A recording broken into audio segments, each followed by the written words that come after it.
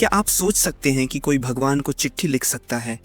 एक गरीब किसान जिसका सब कुछ बर्बाद हो गया, लेकिन फिर भी उसका विश्वास अटूट था। आज हम बात करेंगे अ लेटर टू गॉड की इस इंस्पिरेशनल कहानी के बारे में, जो क्लास 10 की इंग्लिश बुक का एक बहुत ही महत्वपूर्ण और भावुक चैप्टर है। तो आइए शुरू करें। अ लेटर टू गॉड लेखक ग्रेगोरियो लोपेज ई फुएंतेस द्वारा लिखी गई एक बहुत ही भावनात्मक और प्रेरणादायक कहानी है। ये कहानी फेथ, होप और इनोसेंस को दर्शाती है। Beginning of the story. कहानी एक किसान लेंचो के बारे में है, जो एक पहाड़ी इलाके में अपने परिवार के साथ रहता है। वह एक मेहनती और ईमानदार किसान है। लेंचो को पूरी उम्मीद थी कि इस साल उसकी फसल अच्छी होगी, क्योंकि उसने अपनी ज़मीन पर बहुत मेहनत की थी।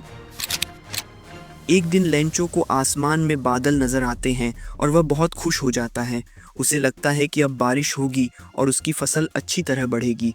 कुछ ही देर में बारिश शुरू हो जाती है और लेंचो इसे new coins from the sky कहकर संबोधित करता है, लेकिन जल्द ही बारिश ओलों, हेलस्टोन्स में बदल जाती है, जिससे पूरी फसल बर्बाद हो जाती है।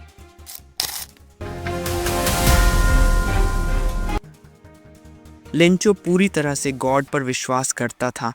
उसके मन में यह विश्वास था कि भगवान अपने भक्तों की कभी भी अनदेखी नहीं करते और ज़रूरत के समय हमेशा उनकी मदद करते हैं।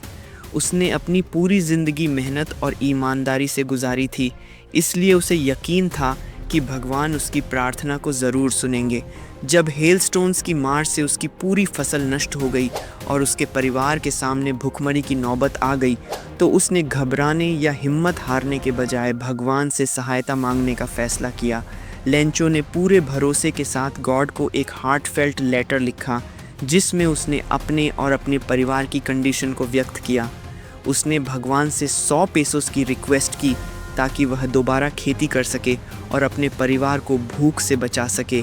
उसकी भावनाओं से भरा हुआ यह पत्र उसके गहरे विश्वास और सरल हृदय को दर्शाता था। उसने इस पत्र को बड़ी श्रद्धा के साथ टू गॉड लिखकर एक लिफाफे में रखा और उसे पोस्ट ऑफिस में डाल दिया, यह सोचकर कि यह सीधा भगवान तक पहुंच जाएगा और उसकी मदद ज़रूर होगी।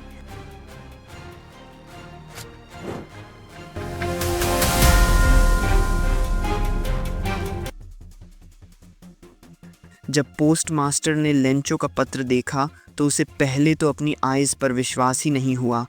Who writes a letter to God, और वो भी इतनी सिंप्लिसिटी और फेथ के साथ। पहले तो उसने इस स्ट्रेंज सिचुएशन पर लाइटली हंसने की कोशिश की, लेकिन जैसे ही उसने पत्र की इनोसेंस और ट्रूथ को महसूस किया, उसका हार्ट पिघलने लगा।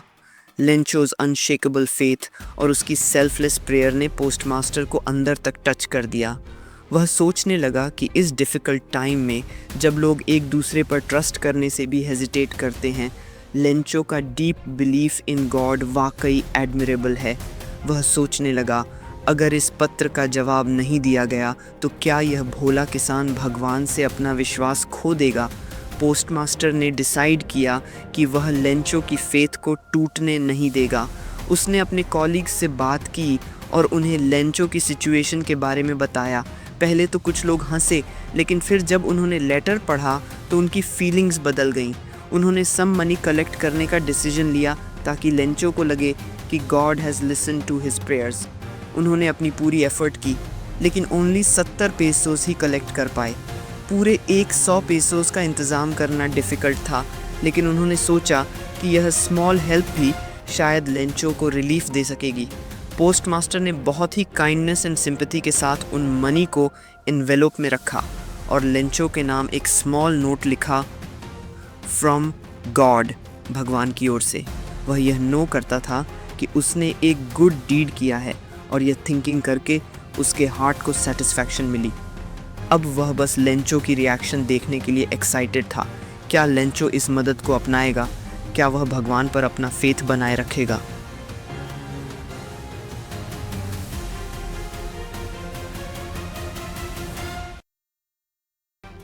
जब लेंचो को लेटर मिला तो वह बहुत हैप्पी हुआ, क्योंकि उसे लगा कि God has answered his prayers. उसने जल्दी से एनवेलोप खोला और अंदर रखे मनी को काउंट करने लगा।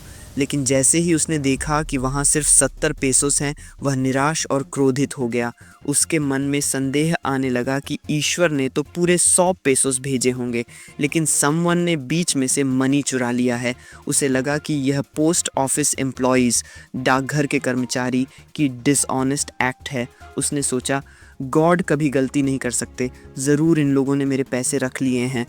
उसका फेथ इन गॉड अब भी स्ट्रांग था, लेकिन अब उसे पोस्ट ऑफिस एम्प्लॉयज़ पर ट्रस्ट नहीं था।